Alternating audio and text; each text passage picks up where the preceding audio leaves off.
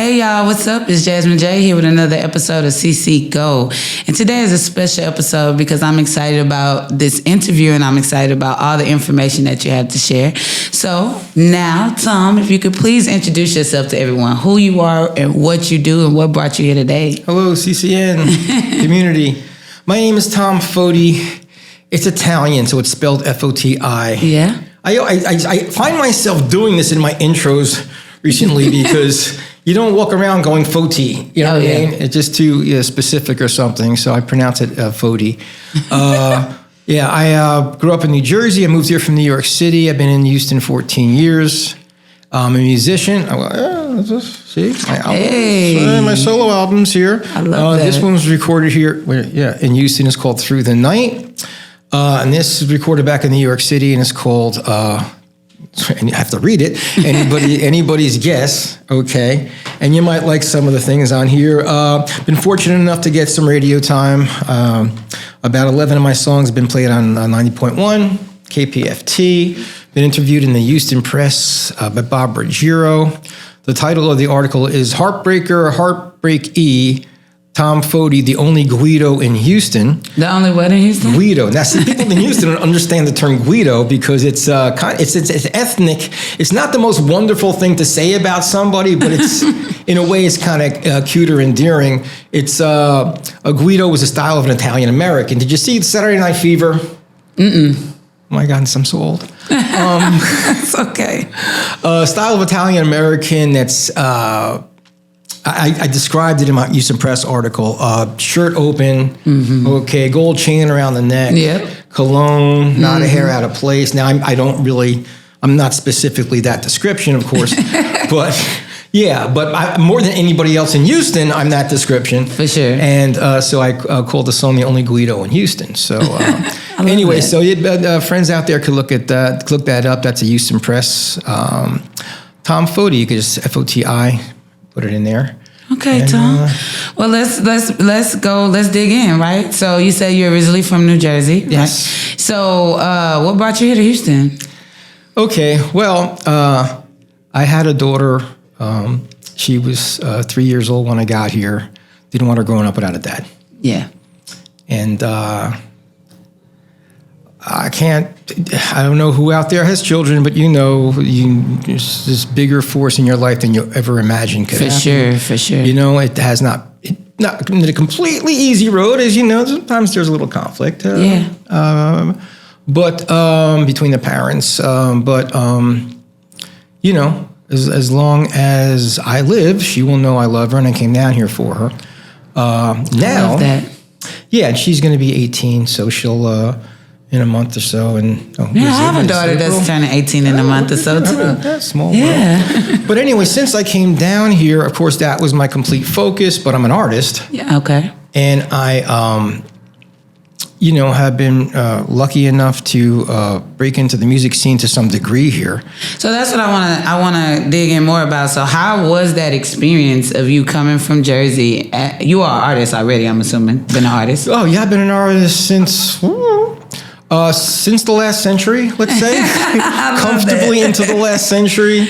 So you come into Houston, it's new, you don't know anyone. Like, how did you break into the artist industry here in Houston? Let's see.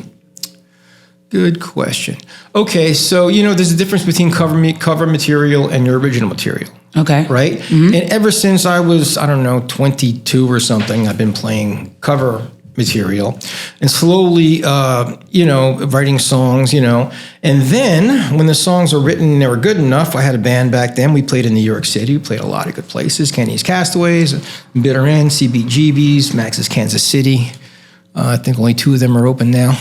So we played for many years and almost hit that mark to make it where we wanted to go to, but we didn't.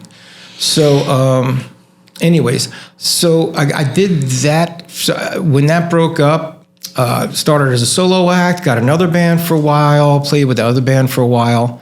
And, but when I moved to New York City, pretty much I was on my own. Now, New York City, that wasn't completely my focus. I was Jasmine, you're pulling the truth out of me. So wait, you came to Houston. You were from Jersey. You came to Houston, then you went to New York City, then you came back, or how does that go? I lived in Jersey for till my late 30s, was it? Mm-hmm. And then I moved to New York City. Might have been early 40s, and I lived in New York City for 6 years. Okay. Kind of tumultuous years, I gotta say, because that was during, I was in real estate. That was during the crash. Okay. I got involved in activism over there. I don't normally talk about that, but I did that for a while. So how was it with real estate? I worked at a place called the Manhattan Club, mm-hmm. and it was a timeshare. It was the only deeded timeshare in New York City. Mm-hmm. And it was a really beautiful location on 56th and 7th, a couple blocks away from Times Square, between Times Square and Central Park. So you can imagine what kind of real estate that was. But yeah, so I did that for a while, and then I got out of that and went into just commercial real estate. We had, probably get people upset when I say this, we had a building, the fella who I worked for was a friend of mine, and we had an office in the Crown Building, which is on 57th Street, right by 5th Avenue, right across from Trump Tower. And so I did that for a brief while, and that's kind of when everything in the real estate market was going downhill. And were you already making music at that time? I've been making music since... Forever. Way before you were born. I love that. So with the music in New York City, were you doing covers, or had you already started doing your original, like writing and doing original music? I've been writing original music. I think one of my first songs that we actually recorded when I was like 23. So decades ago. And, I'm too specific here, Jasmine, young lady. That's too funny. Yeah. So, but when I talked about this a little bit when I was interviewed on Living Art, it's that it's great when you actually quote unquote make it, and you're there and you have all this money and you're on TV and on all the shows. We had friends in the band called the Smithereens who did just that.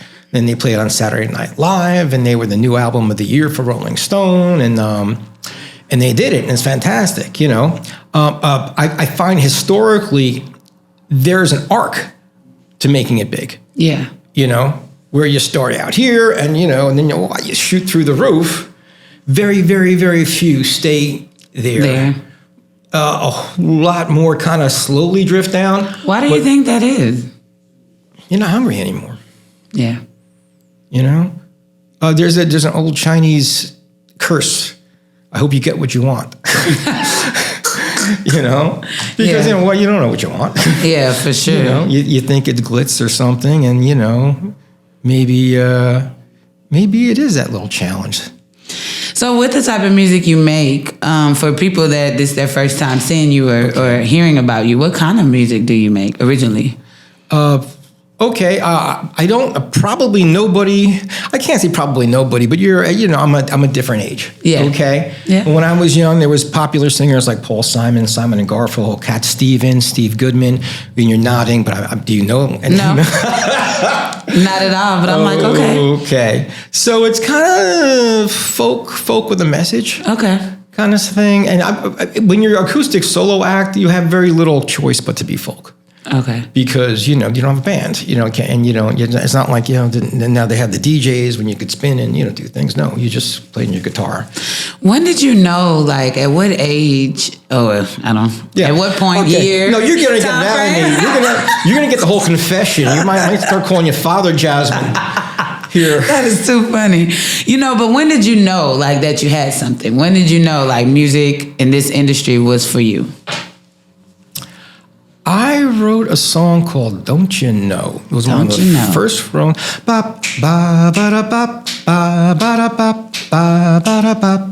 Right. In fact, I re-recorded it as a solo when it's on this Anybody's Guess album. I actually got some airtime on KPFT.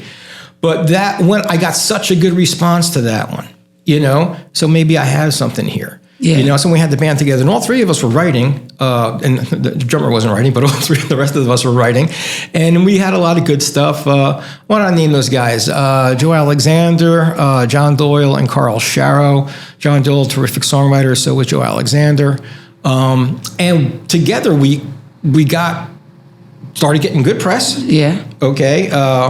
The Aquarian Weekly in New Jersey and New York City area. So we were doing something, and we started playing good places, and we started getting good, crowds coming to see us. Yeah.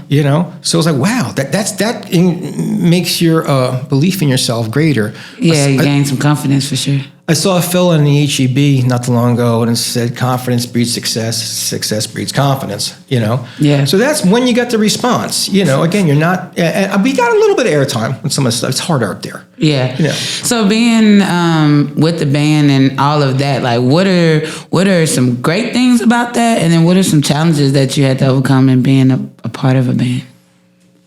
Drinking water.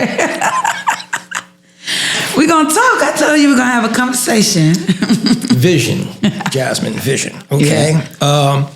When you're in a band, everybody's got to have the same vision if you want to go through the roof. Okay. Like a business. It's like y'all are all working together for a business, almost like. No. Okay, not at all. Can I say I disagree? Okay. It's not that was a wrong statement. It just didn't apply because, you're a businesswoman and there's different. Yeah, and I just think about vision. Like for me and the team, we all have to be working towards the same vision. In that regard, yes. Yeah. Except that I think you're the CEO or something. Okay, yeah. So it's your vision. You're paying everybody, right. And they come along with you, and then they inspired by your dedication, conviction, your ideas, and so on. But in a group, everybody's the CEO. Everybody's got to have that. I want to take that next step forward. I want to take that leap of faith. Yeah. And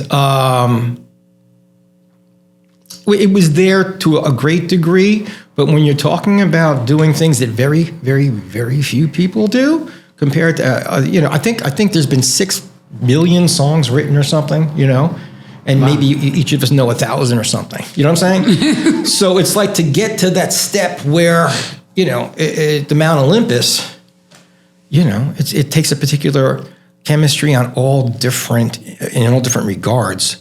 And I think it was between the two bands I had that were just some supremely talented individuals. My second band was the band next door, and Tommy Bonacisa played bass, Eric Size played guitar, John Oakes played drums, and they were all just masters of what they were doing. And but when I got into that band, everybody was so good that they had their own direction. Oh yeah, you know what I mean? Yeah. So in fact, it ended up splintering off into 3 or 4 different bands after we broke up. So is that some of the challenges? Would you consider that a challenge when it comes to bands, or is that just like the way it goes? That eventually, people find their own direction and go different places and create more bands, or? Would I consider that the challenge? I think, your heart is somewhere at the end of the road, and you're going off in these little different subpaths or whatever, these bends in the road, and you're going toward it.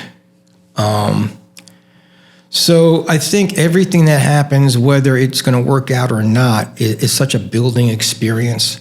So you can call it a challenge. You can call it a defeat when it doesn't happen. I don't think it's a defeat. Yeah, me neither. I think it's okay. Well, we turned in that direction. Look at all we learned. Yep. Look what we did. And I'll tell you one thing, even at my age, I wouldn't trade whatever happened in my life that gave me the songs and the music I have, because it all formed that, commitment inside. I don't know what the word is. It all formed that reaching inside of me, that had to resolve things and had to kind of make peace with everything, or had to express joy, or had to express a little bit of what I did because that resulted from the journey, So yeah, it was nothing failed. Let's put it that way. Yeah, definitely. I love that perspective, because I see that's how I am about life, business, everything. I was a parent at a young age, and I thought the world was over. But I don't regret anything in my life, and I always feel like it's a stepping stone to wherever I needed to be, you know. And when situations come, or I feel at the time that things fall apart, I just feel like it's an opportunity to pivot or to learn something new or to do something different. You're looking back, it's just what you needed. Yeah, just prepare you for where you are. Needed it. For sure. And it's challenging, and as a business owner, and I'm sure the missteps, let's say, or the wrong turns, you know? Yeah. There's been plenty, and some of them have been significant. I'm just guessing, because that's what happens when you get successful. Yeah, you know? Sure. But and you're looking back, and my God, I can't believe I made it through that month or that week or that year or whatever. For sure. But that forms you. Definitely. Know? Yeah, that makes you that sculpture that you are. I agree. So for music for you, is it something that you really love, like as far as writing the music? Is it a way of expression for you, or how do you view music personally? Like my left arm. Growing up, my dad played mandolin incessantly. Okay. Like every day, and it was it's the weirdest thing. You heard it every day. You appreciated it every single time he played. Yeah. We get home after a hard day's work, go in the living room, turn the lights out, and play for half an hour. And sometimes I would just sit outside that living room and go, you know, I taped it a couple times. I don't know, cassette players, but that's what we did back in ancient times. Not ancient times. But, so, and my mom's glorious singer, just had a voice like nothing else. And she used to sing for weddings in the church all the time. Both my sisters sang, and they have excellent voices. One of them, a bit of a professional as well, singing in church. My brothers, they weren't in... they each played an instrument at some point of their life. They never took that as a direction for them. My brother Jim joined a couple choirs, I think. Gabe played the trumpet in high school, but I don't think he ever kind of pursued anything. But I guess the point I'm trying to make is, the answer to the question, it was always there. It was ubiquitous. It was breathing. Yeah. You know, I didn't write, I didn't play my guitar myself until I got into college. But it wasn't too long after I started playing that I started coming up with stuff, you know? Yeah. So in your journey, in your career, like, have you ever been actually like teaching other people to do what you do, or mentoring? Has that ever been a part of your career where you were open to that? You know, I was a wrestling coach for a long time, for 10 years. So wrestling coach? Yeah, I wrestled through high school and college. And I coached for 10 years after that. I say 10 years, it was 10 teams in 8 years, but still. It's still it's kind of the truth. Can you have something that's kind of the truth? It's kind of the truth. So I've never considered myself a virtuoso on guitar. Everything I do, I have to work very hard at. But I do a lot of stuff that's nuanced. Trust me, when I rehearse it, I'm like, dang, why did I make this so complex? You know? But if you said to me, hey, you know, one of the fellows here wants to learn guitar, can you teach him? I would say, well, he should go to a guitar teacher. You know? Someone that does this, teaches this. Yeah, someone that teaches this. As singing, it took me a long time to actually find my voice. I mean, for years and years, I was never as good as, you know, my mom or my sisters. Maybe possibly my brother Jim for that. I mean, me and Gabe are kind of on the same path there. But, you know, when you dedicate so many years to something, you're going to find a way to do it. Yep, that's a fact. That is a fact. Give me 5 years, I can make you a crack wrestler, Jasmine. Hey, I mean, boom, putting them down, huh? Slamming down. So with your family being musicians and artists and things like that, was there ever like friendly competition within the family? Or did everyone kind of respect each other's There gifts? was competition between my sister's piano and my football games on TV. No, the family, the Italian-American family, I'm sure like African-American families, there's a bond. I guess all families. Yeah, families, definitely. But, we were generally pitching for each other. I'm trying to think. Of course, you get your jealousy and I want to do better than him, or I want to do better than her. I got the A and you got the B kind of thing. You know, it was never a big narrative or issue, or it was never the way we rolled. Yeah, for really, sure. You know, we just kind of like I helped each other whenever we could. Don't get me wrong. It's not like we were always looking out for each other, but it was understood that we would. Yeah. When we had to. That's a beautiful thing, too. You know? So outside of singing and all of that, what else do you like to do? Ooh. I'm just about finishing up my second novel. Really? Yes. You're something else, Tom. Well, I was a writer. You say when I started doing music, I started writing before I was doing music. Just whatever, poems, whatever, things, stories. Me too. I'm a writer. I like to write. Right. I think I remember we talked once. And that came up. And I'm a big Vonnegut fan, so my writing is a little bit geared toward fantasy. Or this second book is pretty much a science fiction, but it's like a Vonnegut, Kurt Vonnegut. Was a really good writer back in the 20th century, and his science fiction was not like Asimov or any of these like 2001: Space Odyssey. It was a little weird, a little quirky, with a message. Yeah.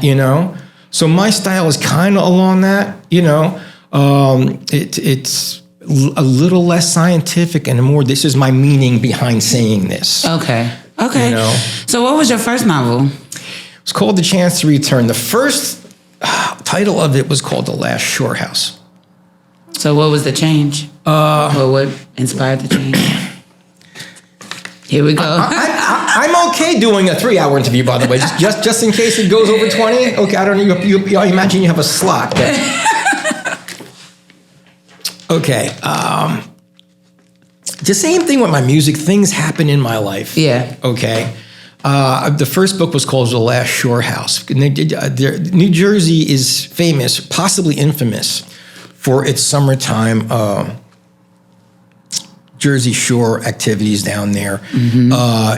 Everybody goes nuts. They go wild. I think it's 70% of New Jersey's GDP or whatever. That's actually how I learned anything about Jersey. Was a show when I was coming up called Jersey Shore. Okay, and that's what put a little light. So that is not the way to learn about New Jersey, but yeah, the few episodes I caught, it was a bunch of crazy people in an apartment and stuff, 4 in a room or something, and there was just so many wonderful, fun things to do. So many different bars and activities. And there's carnivals all over the place. All kind of stuff. Yeah. Yeah.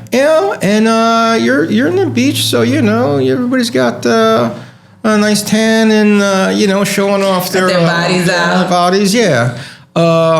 So when you're in your 20s, it's more fun. It's more fun than you can describe.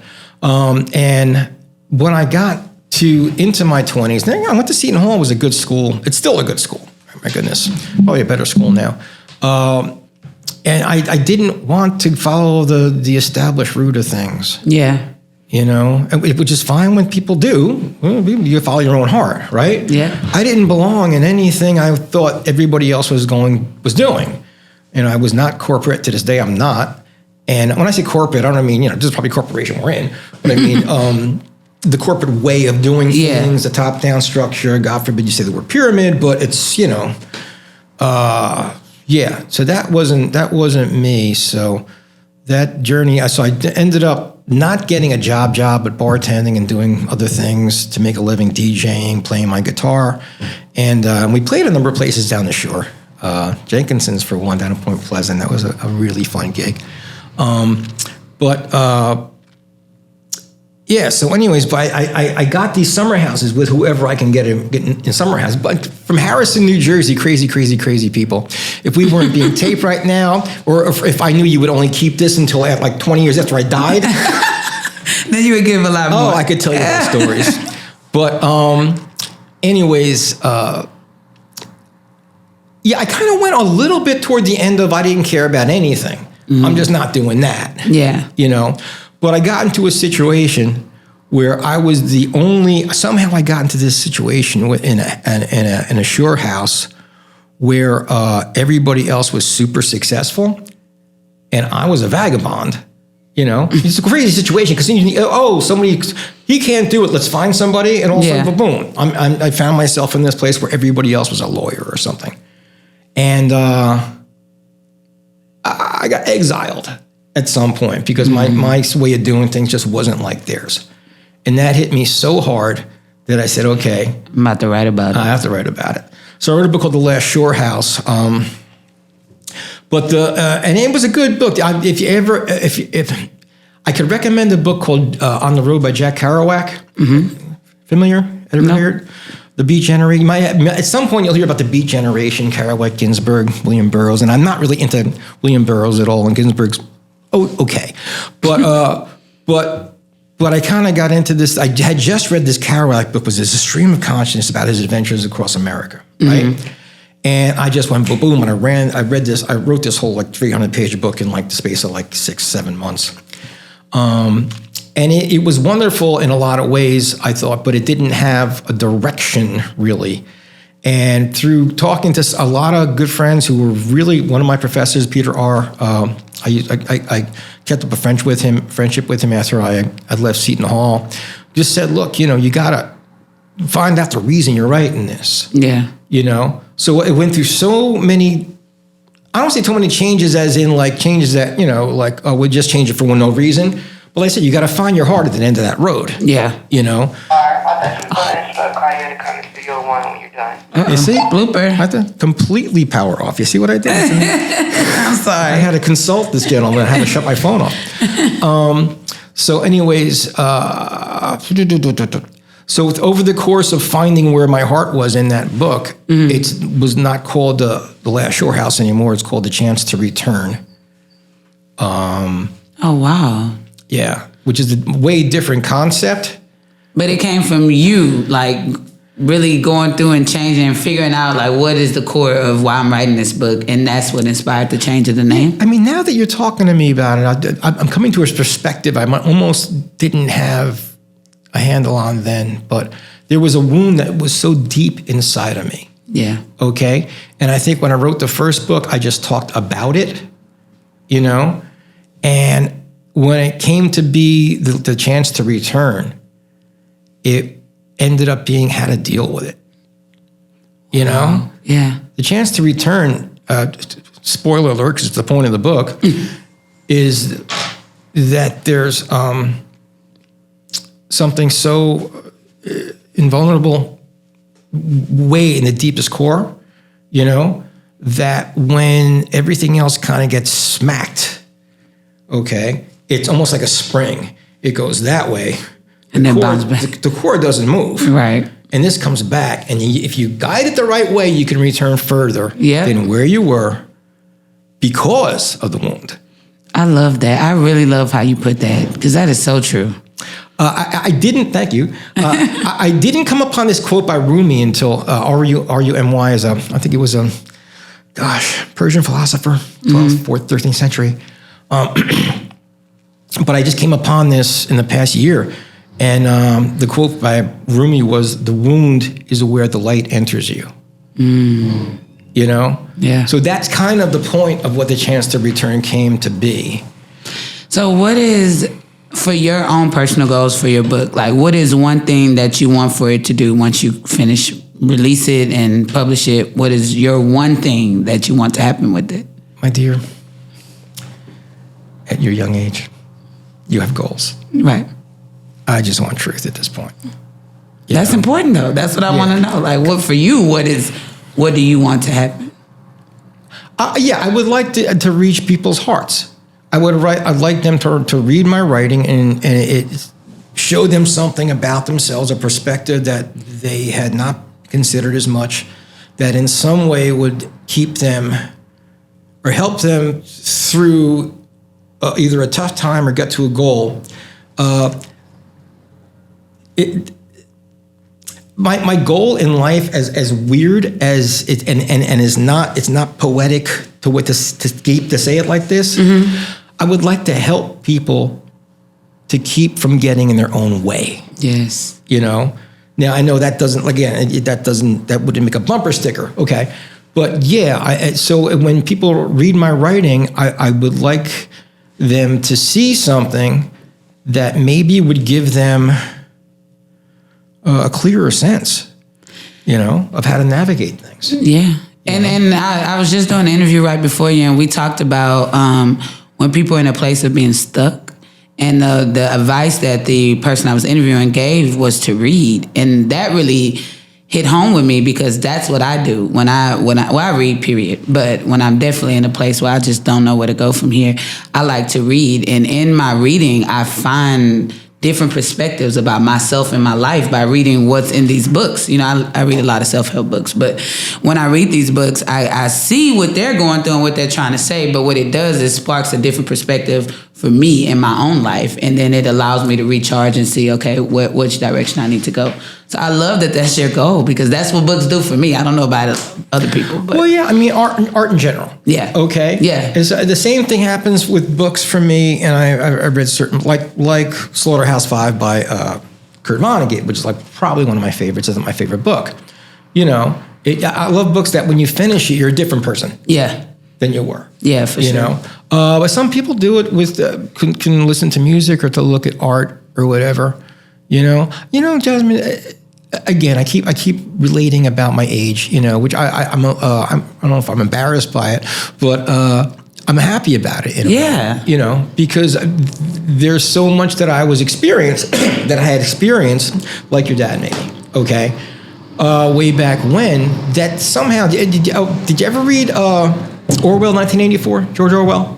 No, I haven't. The camera guy is saying, yeah. Okay. George saying he read that. And I would not be overstating this if I got on my knees now and begged her to read this at some point, right? Definitely gonna have to check it out. Okay, but he has. Oh gosh, I talked about Orwell and I forgot why I brought it up.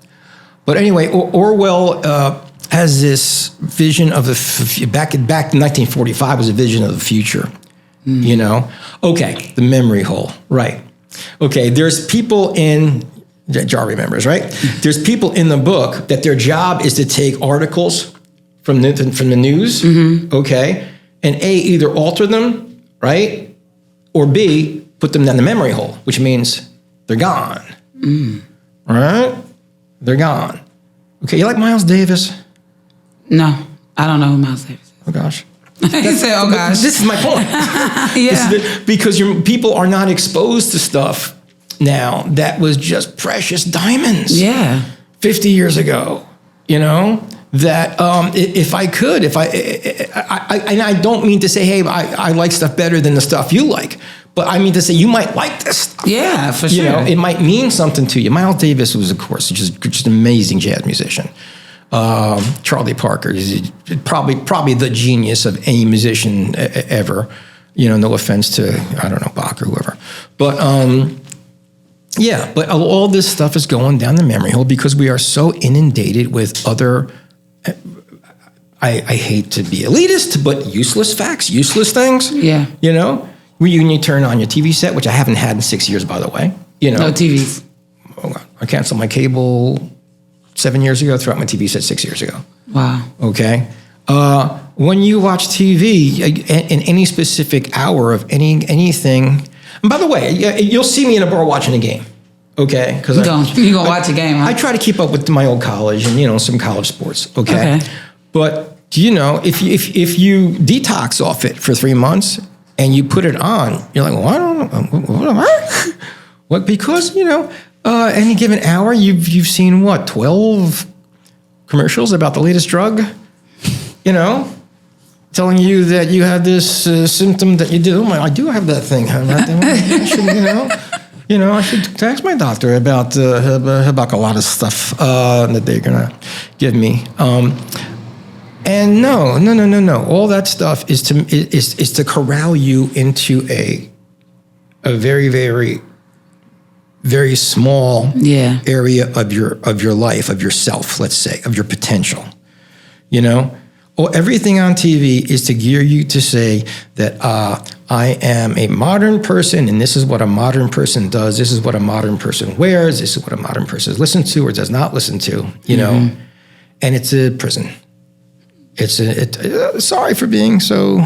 I'm sorry, but yeah, and it's hard to declare it to you until you're free of it. there's an agenda going on. Yeah, I agree. You know, and the agenda is to make you less of who you are. You know, and it's by folks who are happy with the situation for them because they have it all. You know, and they want to keep you from having anything. Yeah. And even, okay, hey, now you're pulling stuff out of me. Yeah, you know, that I hope is not too much. Even the standard view of success. Yeah. Okay. You know, somebody invents this new bottle of shampoo. Okay. And it's a wonderful bottle of shampoo. And you know, people are washing their hair and now they have their own business. Oh, this is the XYZ shampoo company. You know, and what's their goal? Their goal is to make it so fantastic that they'll be bought out by Revlon and have $18 million. Okay. I think that is a direction taking somebody off a cliff.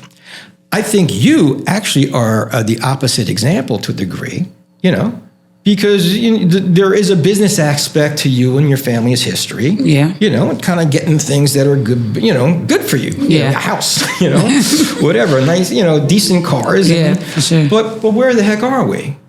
You could be doing anything with this thing. You could be renting this. This could be condos. For sure it could. You know, but what are you doing? You're getting truth out of me, you know, and hopefully to show people who are watching maybe a perspective they haven't considered. For sure. You know, so I think you kind of see, you know, you definitely see what I'm talking about in your own sphere. Yeah. You know, I'm a little radical, you know, because I don't want anything to do with this stuff pushed on me. Yeah. You know? And maybe that is one of the reasons I have not made it, you know.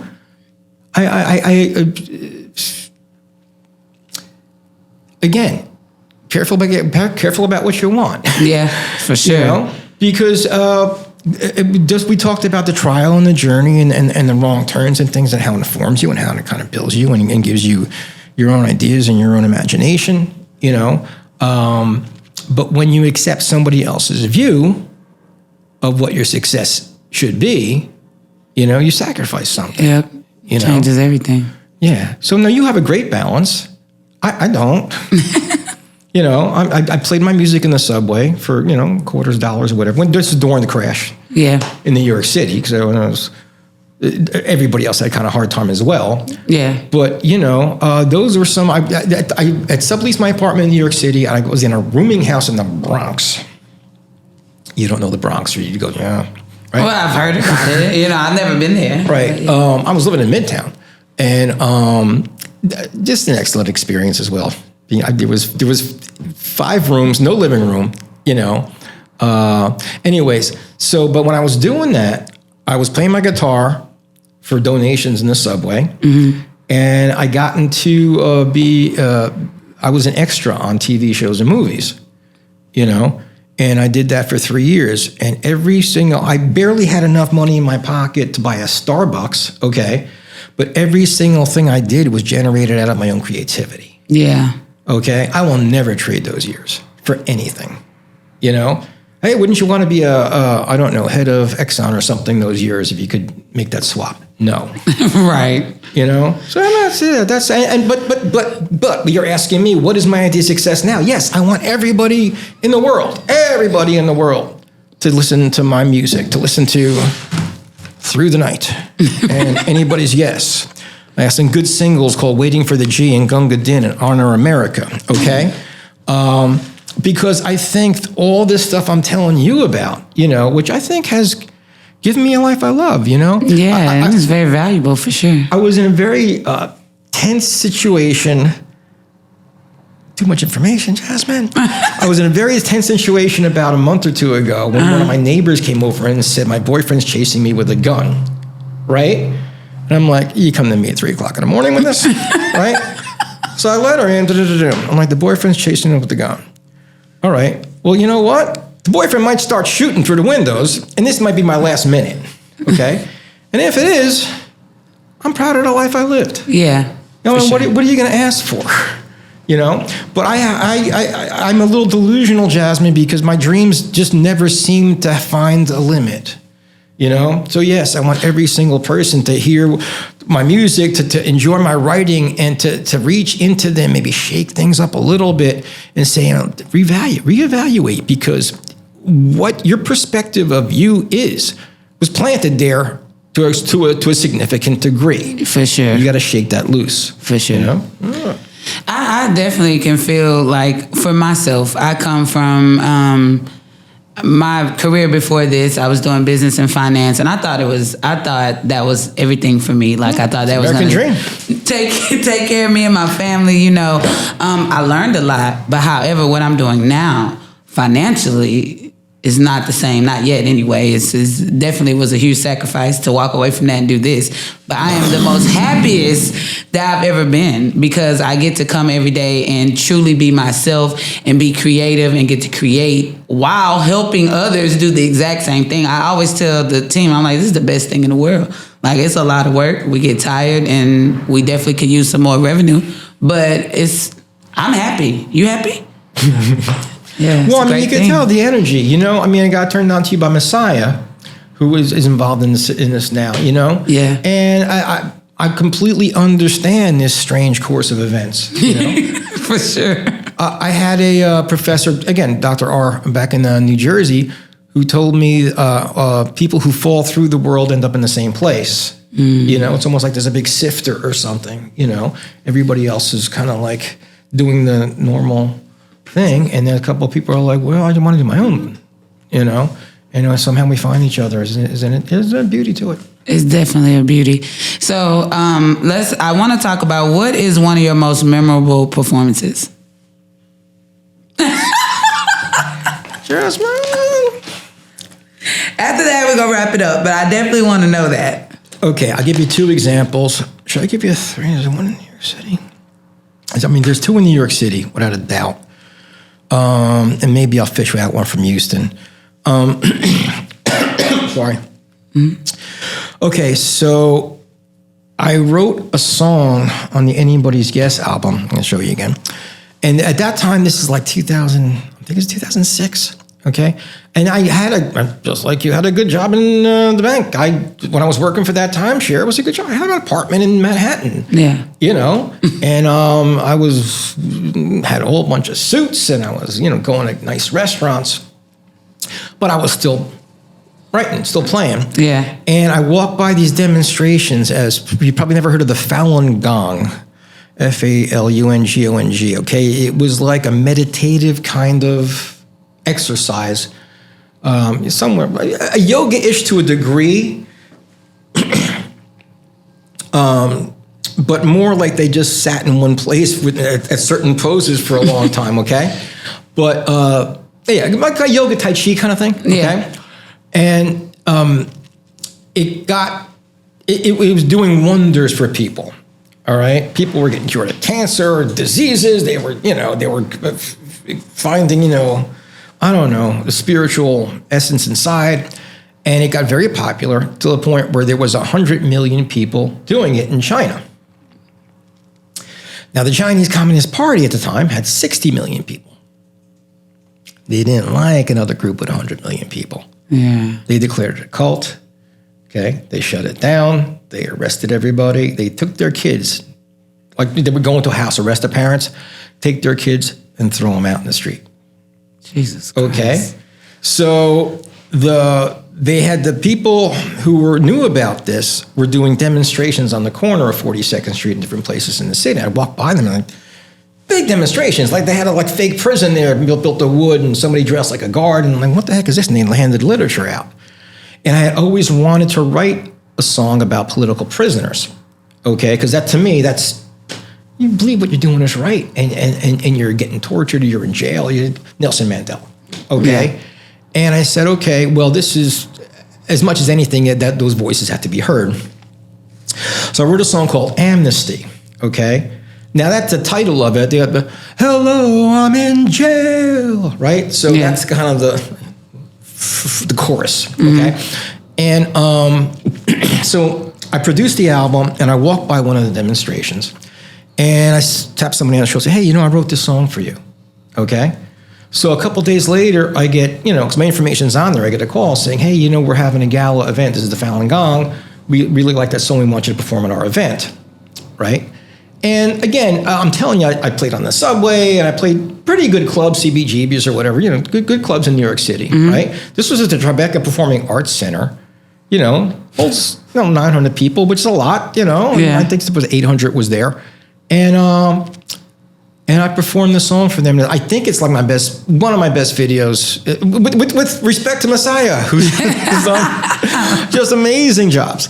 But only because of the size of the group there, and because of the event itself, it was filmed and it was broadcast in 4 different continents or whatever. Okay. Oh, yeah. So I did that, but the most important thing about that was it filled a purpose. I told you I was an activist. Yeah. Okay, it filled a purpose, and got a message out to people. All right. In fact, if you watch the video, they took my lyrics and translated them into Chinese. Wow. And they had the Chinese subtitles. Okay, so that's definitely a memorable performance for sure. Okay, so there was one other thing when I remember I told you, but there was a time when I was living in the Bronx and I couldn't get pennies in my pocket when I'm playing in the subway, but I'm also with an extra on TV, right? Mm-hmm. And most of the time when you're in the subway, there's a little extra noise, or maybe there's a lot of noise, and hopefully you could get some people to listen. And once in a while, if it's not a great big group, and people just stop their noise, Yeah. But this was a time, I think it was rush hour-ish in Brooklyn. And the subways, 2 trains had just emptied out on either side, okay? And there was 100 people on either side, okay? And one of the very, very, very few times that nobody was saying anything, because they were all maybe just out of where they were all by themselves. Yeah. So I did my song "Waiting for the G." Oh, the Upper West Side's easy. You just take the 1, 2, 3, while I spend a lifetime waiting for the G. Right? Okay. It's about the That was subway. beautiful. Thank you. I think you're gonna like it if you listen to it. Okay. So, anyways, and when I'm playing that, I didn't know if people were paying any attention, because you never know, right? And I stopped, and they screamed. And people were applauding. It's like, wow, this is great. I had this smile on my face. I can't believe, So that's another one. Okay. Now let me pick one out from my buddies here in Houston. Let's see. What do we do, buds? What do we do here? Well, when Messiah made 8 videos for me, and they're all just through the roof. He did one for me, and it was kind of he was. Well, sorry, buddy, but you were mad at this late notice, and I don't blame you. Okay, but I got an interview with the Houston Press, and the guy said, "Well, can you get me a video? We need it by tomorrow, right?" And I'm like, "Wow, okay." And I called Messiah. I said, "Man, I need this video by tomorrow," and Yeah, but he made the room for me. Yeah. And it was just him and his idea, and it took into, it's funny, at the time he was living in a kind of a modest little home, let's say. He had a roommate back then, they were renting a place. And he said, "Why don't you do it in my yard?" And he took me out to the yard, and there was some nice flowers or whatever, bushes or whatever. And he goes, "See, you go right there in front of those bushes." And I went in front of the bushes, and I turned around, and I saw his really horrible, ugly back porch. And I went, "That's where." I'm doing it on the ugly porch. I'm doing it on that ugly, because it's Bob Mr. Blue is about somebody who all his life has found, through whatever things that have happened to him in his life and his different friendships and relationships, he has found himself with no one. Yeah. And the point about Jasmine, the point about it is that's not to give up. Yeah. Yeah, for sure. So that was a very special moment. And God bless him. We made that video, and it was in the Houston Press the next day or whatever. I had sent it to him. So, anyways, I love that. Two examples there. Man, Jasmine CCN. Tom, I really appreciate this conversation, because for sure I'm going to look up a lot of different stuff. I'm going to look up people you've mentioned, books, all of that, because I always maximize my opportunities to learn from other people, and it's been a pleasure talking to you. But before we conclude this interview, I want to talk about some upcoming things you have coming up. You mind sharing those things with us? Well, now that you mention it. Very big deal for me. April 13th. Mm-hmm. Okay. Here. At CCN Studios. At CCN Studios event. I I can't just tell people to come down here, right? Or can I? Yeah, tell them. Come down here. Is it 5510 Lawndale? Yeah. Is it? And I think it's going to be during the day, correct? Saturday afternoon? Yeah. There's going to be 5 singer-songwriters.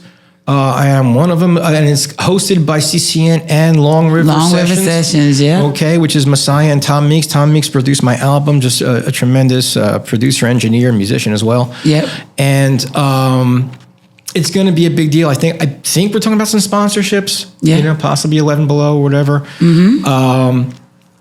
But I don't think we're going to stream it live, but I know we're going to record it, right? Yeah, definitely. It's going to be on YouTube. Yeah. And to me, that's a real big deal, performing live and getting my music out live in just a tremendous venue like this. I've seen some of the things that they've done here. Yep. And I couldn't be more excited about it. That's April 13th. Forgot the exact time, but yeah, we'll put it in the show notes. Okay, in the show notes, in the afternoon-ish. Yeah. Let's say. Okay, and that's the biggest thing I'm looking forward to next month. And other than that, you can just go anywhere you get your music, Spotify or iTunes or Apple, blah, blah, blah, blah, blah, blah, blah, blah, blah. YouTube, there's some great videos. And put in name Tom and Foti, F-O-T-I. Among the other songs we talked about, I want to throw 2 extra suggestions. One is Gunga Din. Gunga Din is about a character in a Kipling poem. I take issue with Kipling and his perspective in the song, but I'm getting a lot of great feedback from there. And a song I did with an old band called The Band Next Door called Goodbye. And it's about saying goodbye to someone if you're never going to see him again. Yeah. My parents at that time were in the late 70s, I think. And my dad played mandolin on it. My mom and my sister sang on it. And I really think you're going to like it. It's called Goodbye. You could put Tom Foti, F-O-T-I, or The Band Next Door. Well, there you have it, ladies and gentlemen, for this wonderful episode of CCGO with Tom Foti, F-O-T-I. Yes, you can pronounce it F-O-D-Y if you want. Yes. However you want to pronounce it. Yes. But yeah, great interview. Definitely check him out. April 13th, if you're interested, we'll be here at CCN Studios along with Long River Sessions, producing the show that Tom will perform, and I'm definitely looking forward to it. So yeah, appreciate y'all checking in. Another episode of CCGO, and we're out.